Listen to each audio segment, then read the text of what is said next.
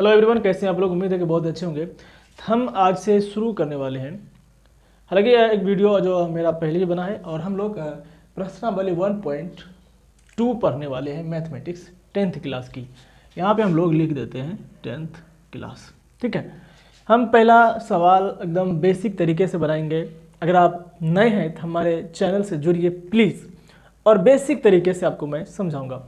तो पहला है, निम्नलिखित संख्याओं को अभाज्य गुणनखंड के गुणनफल के रूप में व्यक्त कीजिए।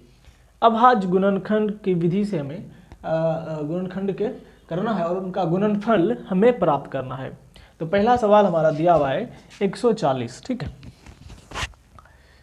140 का अगर हम लोग अभाज्य गुणनखंड करेंगे, इसका अगर अभाज्य गुणनखंड करेंगे तो कैसे करेंगे दोस्तों? पहले इस तरह करेंगे। ठीक है, सिंपल सी बात है। अब इससे 2 से भाग देंगे। ठीक है, 2 से भाग देंगे कितना होगा? 70। फिर 2 से भाग देंगे तो 35। अब किससे करेंगे? 3 से नहीं, 5 से। 5 7 35 हो गया। जब तक 1 ना आए तब तक हम लोग करते रहेंगे। अब 7 से आ जाएगा, आ गया 1, हमारा काम खत्म हो गया। ये हुआ अभाज्य गुणनखंड। बोला क्या? अभाज्य गुणनखंड करना है और उनको गुणनफल के रूप में लिखना है। गुणनफल के रूप में कैसे लिखेंगे? 2 कितना बार आया है? 2 बार, तो 2 बार लिखेंगे। 5 कितना बार आया है? 5 आया है 1 बार, तो 1 बार लिखेंगे। और 7 आया है 1 बार। तो हमारा जो ये हो गया गुणनफल हो गया। इसको जो हम तोड़े उसको क्या बोलेंगे? गुणनखंड। और ये जो हमारा निकला वो हमारा क्या हो गया? गुणनफल। समझ में आ गया होगा, उम्मीद है कि बहुत अच्छे से समझ में आ गया होगा। पहला सवाल हमारा बन गया। ठीक है, दूसरा सवाल हम लोग फिर आते हैं, इसी तरह करेंगे। इस तरह करेंगे, इसको जो है गुणनखंड में तोड़ेंगे। ठीक है, कैसे तोड़ेंगे देखते हैं। इसको जो है गुणनखंड में तोड़ेंगे। पहले हमें छोटी संख्या लेना है। छोटी संख्या क्या? 2 से देखते हैं, 2 से कटता है, यानी कि भाग देना है। इसमें भाग देना है। 2 7 14, 2 8 16, मतलब कट जाएगा। 2 बार में कटेगा। 2 7 14, 2 8 16, यानी 78। फिर देखते हैं कि 2 बार में कटता है, यानी 2 बार में फिर से कट जाएगा। 2 तिया 6, 2 9 18। ठीक है, कट गया। अब देखते हैं हम लोग 3 बार में। 3 एका 3 है, 3 तिया 9। अब डायरेक्ट 13 बार में ही हो जाएगा, यानी 1 आ गया हमारा। यानी कि हम जब कब तक करेंगे ये गुणनखंड? जब तक कि 1 ना आ जाए। ये आपको उम्मीद है कि समझ में आया होगा। यानी हमने कुछ नहीं किया है, 2 से 156 में भाग दिए हैं, तो इतना हमारा गुणनफल आया है। जैसे कि अगर हम लोग 4 से करते हैं, भाग देंगे तो 2 दूनी 4, ये हमारा क्या है? गुणनफल है। तो उसी प्रकार ये जो गुणनफल हुआ, फिर इसको क्या करेंगे? फिर 2 से भाग दिए 78 में, तो हमारा 39 निकला। फिर 3 से भाग दिए तो 13 निकला। फिर 13 से भाग दिए तो 1 निकला, यानी कि 1 आ जाए, काम खत्म। अब क्या करना है? जितनी बार आया है, जितना बार जो आया उसको लिख देंगे।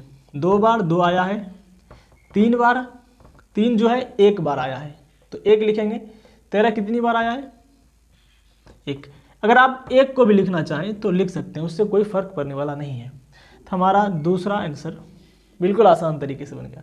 उम्मीद है कि बहुत अच्छे तरीके से आपको समझ में आता होगा। अब हम लोग तीसरा बनाते हैं। फिर क्या करेंगे? ऐसे कर देंगे। सॉरी, आया समझ में? इसको ऐसे करना है। पहले छोटी संख्या 2 से तो नहीं कटेगा, क्योंकि सबसे पीछे 5 है। तो 3 से करते हैं। 3 एका 3, 3 दूनी 6, यहाँ पे 2 बचा। 3 7 21, 3 5 15, यानी कि 3 बार में कट जाएगा हमारा। 3 बार में ये भाग लग जाएगा। तो 3 एका 3 है, 3 दूनी 6, यहाँ पे 2 बचा। 3 7 21, यहाँ पे 1 बचा, यहाँ 5, 3 5 15। यह हमारा 3 बार में कंप्लीट हो गया। अगर आपको यकीन नहीं होता है तो 3 से 38 25 में भाग दें। आपको अभी समझ में नहीं आता होगा, आप इस तरह से बना सकते हैं, सीधा भाग देके 3 से इतना में भाग देना, आपका इतना निकल आएगा। ठीक है, अब हो गया इसका। अब फिर देखते हैं हम लोग 3 से। 3 चौके 12, 3 दूनी 6, 3 5 15, यानी फिर से अब 3 बार में हो जाएगा। 3 चौके 12, ठीक है, 3 दूनी 6, 1 बचा, 3 5 15। सॉरी, इसको इससे करेंगे। 3 चौके 12, 4 बार में 12 आ गया। 3 दूनी 6, 1 बचा, 3 5 15। हमारा 3 बार में कट गया। फिर देखते हैं 3 बार में होता है कि नहीं। 3 एका 3, 3 चौके 12, 3 5 15। 3 बार में अब नहीं होगा, अब डायरेक्ट 5 बार में होगा। ये मैं डायरेक्ट क्यों बता रहा हूँ कि मुझे आदत है और मैं इसको कई बार बनाया हूँ तो मुझे याद हो गया है। इसी तरह अगर आप बनाएंगे ना तो आपको याद हो जाएगा, डरने की कोई बात है ही नहीं। तो आप बिल्कुल इसको आसान तरीके से बना सकते हैं और हो सकता है 2 नंबर आपको इस क्वेश्चन में मिलेगा, यानी कि 2 नंबर आप लिख के रख लीजिए, 2 नंबर आपको मिलेगा। तो आप देखते हैं 5 8 40, 8 40 हो गया, यहाँ पे 2 बचा 25, 25 25 कर गया। फिर 5 बार में देखते हैं, 5 एका 5, 5 बार में देखते हैं, 5 एका 5, 5 7 35। ठीक है, अब तो भाई 17 किसी से नहीं करता है, खुद से करता है, तो 17 बार में एक बार में हो जाएगा 1। हमारा आंसर निकल आया। जैसे 1 आया समझो खत्म, काम खत्म। ये हमारा गुणनखंड है। अब इसको हम लोग एक तरह बनाएंगे। 3 जो है 2 बार आया है, 5 भी 2 बार आया है, 2 लिखेंगे, यानी 5 कितने बार आया है, 2 बार आया। 5 को लिखेंगे, उसके ऊपर 2 लिख देंगे। ठीक है, 3 कितना बार आया है, 3 को तो लिखेंगे ही, कब बार आया है, 2 बार आया है, तो 3 के ऊपर 2 लिख देंगे। उसके बाद 17 1 बार आया है तो 1 लिख देंगे। 1 जो है 1 ही बार आया है, तो इसको लिखें या ना लिखें इससे कोई फर्क पड़ने वाला नहीं है। उम्मीद है कि वीडियो अच्छी लगी होगी। अगर आप नए हैं तो इस चैनल को सब्सक्राइब ज़रूर कीजिए।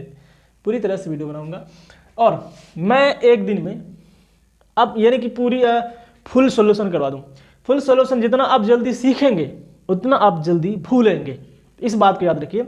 मैं पॉइंट 1 1 नंबर और 2 नंबर का बना दूंगा, फिर आप तीसरा चौथा होमवर्क रहा आपके लिए। अगर नहीं बनेगा तो मैं आपको कल तीसरा और चौथा बना दूंगा।